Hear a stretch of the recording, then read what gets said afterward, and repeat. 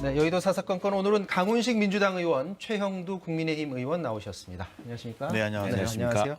네, 그나마 법원이 법치주의의 마지막 보루가 되어서 특히 크리스마스 전날 많은 국민들이 안도하고 또 다행이다. 이렇게 다시 정상화가 다시 시작됐으면 좋겠다. 이렇게 기대하고 있는 것 같습니다. 지금 대통령의 완전한 패착이었죠. 이게 처음 인사권자로서 검찰총장과 법무부 장관을 함께 임명하신 분이지 않습니까? 그랬으면 이게 1년 동안 이 나라를 법치주의의 근간을 허물고 이렇게 폭주기관차처럼 지금 추미애 장관이 무법부 장관이라 저는 불러왔습니다만 이렇게 밀어왔져서 이렇게 혼란을 끼쳐오고 국민들을 걱정시키고 이러지 않았습니까? 그 사이에 정말 관리돼야 해야 될 재소자 시설 동부구치소에서는 지금 코로나 확진자가 500명이 발생해가지고 큰 문제가 이때 법무부 장관 소관인데 그렇듯이 이런 큰 문제를 이렇게 방치한 책임이 크죠. 그래서 그 책임을 피하기 어려웠을 것입니다. 그런데 이것은 이제 그 국민들의 뜻을 겸허히 받아들였다면은 그렇게 해야 될 텐데 또 이게 또 엉뚱한 사족을 달았습니다. 여기서 말하는 사족이란? 네. 검찰이 자성하라고 하는 것은 그건 사실은 손바닥으로 국민들 눈길을 가리겠다는 이야기죠. 지금 손바닥으로 하늘을 가리겠다고 하다가 법원에서 말하자면은 이런 큰 그 결정을 당하지 않았습니까? 그러니까 무슨 판사 사찰을 했다고 했는데 사법부가 그 이야기를 듣지 않았거든요. 그건 정식으로 한번 알아봐야 될 대목이지. 그리고 징계 사유라든가 이런 데 대해서 다 말이 안 된다는 거죠.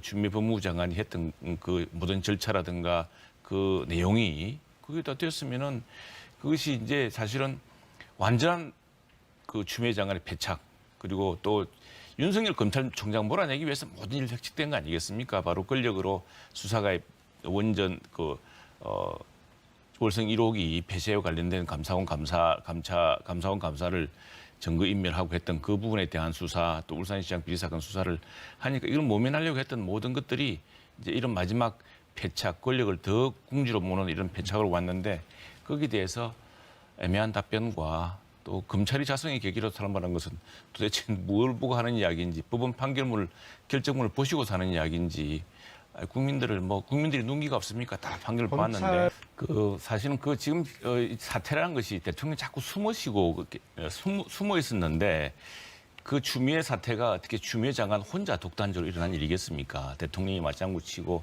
이 법적으로 나중에 혹시 이것이 빌미가 되지 않을까 이래서 지금 아마 직접 나서지는 않으시고 뒤에서 다 이렇게 방치하지 않고서 그러니까 그 책임이 크다는 것이고요.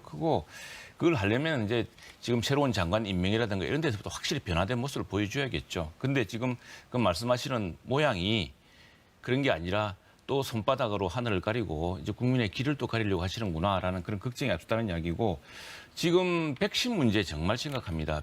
아마 국정 동력이 떨어지는 가장 큰 원인도 그동안 이른바 K-방역이라고 하는 것이 우리 국민들이 개인정보를 다 공개하고 개인의 자유, 동선을 제한해서 만드는 것인데 그게 너무 조치해가지고 지금 해외 각국에서 도입하고 있는 백신을 실패하지 않았습니까? 거기다가 백신에 대한 말도 이게 투명하지 않고 자꾸 오락가락합니다.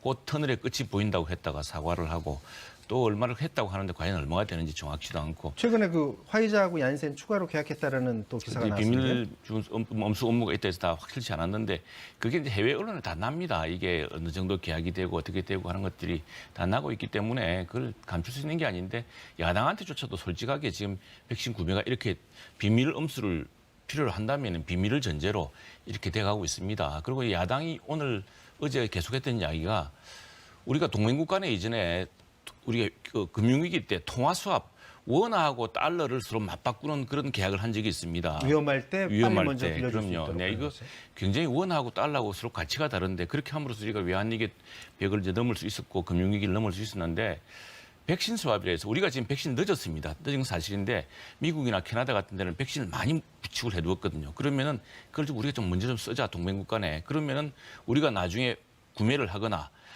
양산이 될 때 양산에서 해서 그걸 돌려주겠다라는 이런 어떤 방식까지도 좀 적극적으로 강구를 해야 되는데 야당과 대화를 이 문제에서도 하려고 하지 않습니다. 우리가 대화를 하자 좀 제안을 하고 그리고 국민 백신 예산도 사실 야당이 꾸준히 주장해서 드디어 내년도 예산에 반영했던 거거든요. 야당과 좀 협력해서 정말 걱정입니다. 우리 국민들이 이제 야당을 탓을 합니다. 야당이 좀 더 적극적인 역할을 해야 된다고 이야기할 정도니까 그런 점에서 대통령의 이 국정 수행에 대한 하락이 바로 그런 그 결과가 지금 이렇게 드러나고 있는 것 같습니다. 그렇죠. 지금 저 모든 윤석열 총장을 저렇게 만든 사람들은 지금 대통령과 여당과 여당 지도부와 추미애 장관입니다. 아니 저런 여론조사에 이름을 넣지 말아달라고 부탁했던 사람 아닙니까 윤석열 총장이. 네. 근데 저 이름이 갑자기 들어갔던 것은 이제 추미애 장관의 공격이 시작되고 여당 지도부가 흔들기 시작하고 청와대에서도 뭔가 움직임이 심상찮고 했을 때부터 이제 언론에서 윤석열 총장의 그 당부를 물리치고 그냥 이름을 넣기 시작했습니다. 근데 저 현상은 저게 저는 꼭 차기 대권 주자로서라기보다는 국민들의 현재 바램 이렇게 그냥 폭주기관차처럼 몰아가고 이렇게 법치주의가 무너지고 무슨 법과 절차라는 게 무시되고 또 검찰의 중립성이라는 게 있어야 될 텐데 저렇게 검찰총장을 더구나 대통령 측근 비리들, 대통령 관련된 사건들 수사한다고 몰아쳐도 되나 하고 걱정할 정도가 됐거든요. 네. 법치라는 게 대한민국의 기본인데 민주국가의 기본인데 그래서 그런 어떤 반작용 때문인데 저것이 이제 경우에 따라서 아마 질문을 어떻게 하느냐에 따라서 확 더 높아지기도 하고 또 낮아지기도 하고 그럴 것 같은데 국민들의 지금 대부분의 국민들의 희망이 이 정부가 하는 그런 법치 파괴에 대한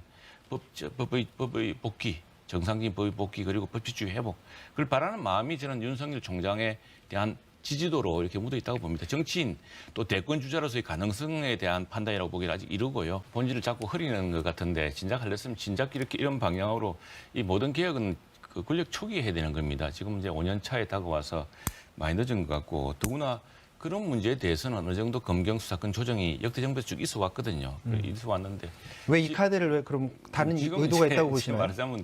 말하자면 이저 윤석열 총장을 공격했다 뜻대로 안 되니까 뭐 명분 찾기용 같은데 그러나 중요한 것은 검찰 수사권 범위를 자꾸 줄이려고 하는데 있다는 겁니다. 지금 공수처가 발족이 되면은 당장 그 원전 비리 그 월성 1호기 폐쇄와 관련된 감사원 감사, 그 정책 의사결정 과정에서 제대로 되었는가를 감사하던 그 감사 과정을 방해하고 증거자료를 폐기했던 부분이 있지 않습니까? 이 공무원 범죄거든요. 네. 이거 공수처가 갖고 합니다.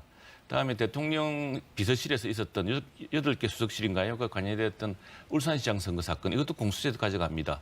이렇게 이제 검찰의 수사를 자꾸 떼내려고 하는 거죠. 지금 본질은. 그게 덧붙여서 지금 부패라든가 권력 말기가 되면 살아있는 권력 주변에 부패 사건이 많이 드러납니다.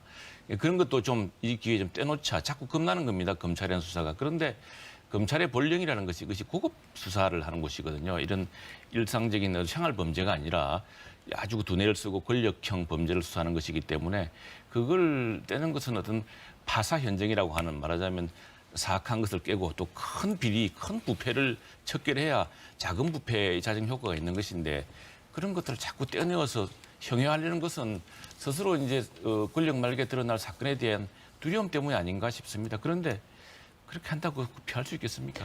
자, 이 정도에서 좀 마무리를 짓고요. 이제 개각 얘기를 좀 해봐야 될 것 같습니다. 추미애 장관이 사임 의사를 밝혔기 때문에 지금 뭐 정치권에서 나오는 얘기는 이르면 내일쯤, 빠르면입니다. 빠르면 내일쯤 사표가 수리되는 것 아니냐라는 얘기도 나오는데 먼저 어떻습니까? 그 국민의힘 입장에서 봤을 때는 어떤 개각의 폭이라고 할까요? 어느 정도 선에서는 이런 인물들은 교체해야 된다라는 어떤 생각들이 좀 있을까요? 우선에 대통령 이 정부 들어오면서 세웠던 인사 원칙이라는 게 있습니다. 네.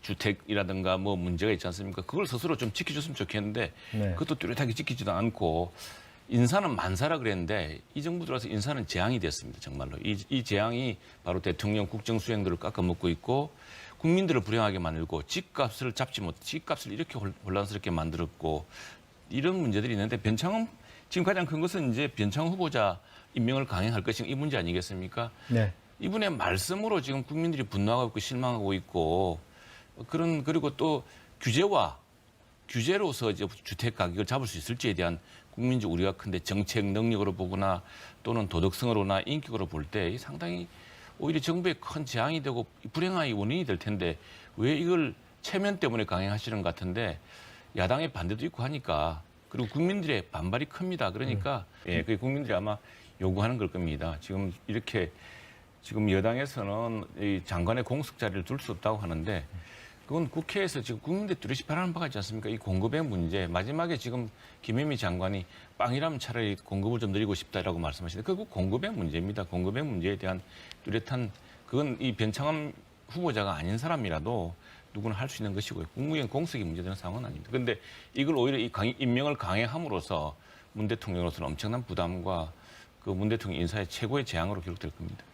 지금 이번 서울시장, 부산시장 선거는 바로 민주당 시장들의 성범죄 사건으로 인한 보궐선거 아니겠습니까? 바로 여기서 생겼던 바로 그 원인 제공했던 바로 그 부분을 재발하지 않도록 확실하게 제도적으로 또는 그 인격적으로나 뒷받침할 수 있는 사람이 될 테고요. 네. 그다음에 지금 현재 과제 코로나 극복화, 특히나 이제 이 코로나가 서울 중심으로 아주 심각한 상황입니다. 이 코로나를 극복할 수 있는 그런 리더십, 그리고 또 글로벌 도시로서의 경쟁력과 무엇보다도 주택 가격 문제, 이 문제를 해결할 수 있는 그런 시대적 과제를 안고 있다고 생각을 합니다. 그런 과제를 해결할 수 있는 사람을 저희들이 이제 찾으려고 할 것이고, 나경원 전 원내대표나 또 오세훈 전 시장이나 우리 참 후보군이 많습니다. 그런데 이런 분들은 이제 이렇게 말씀하십니다. 로마 철학자 세네카 말처럼 공직이라는 것은 이게 따라간다고 해서 그게 또 되는 것도 아니고 또 피한다고 피할 수 있는 것도 아니다라고 이제 숙명론적으로 이야기를 하십니다. 아마 역할이 다들 있을 거라고 보고요. 네. 저희들로서야 이런 큰 과제들, 이 과제들을 해결할 수 있는 후보들을 여러 가지 국민들의 뜻을 모을 시민들의 뜻을 모을 수 있는 경선 방식으로 추대하려고 이렇게 후보로 내세우려고 합니다.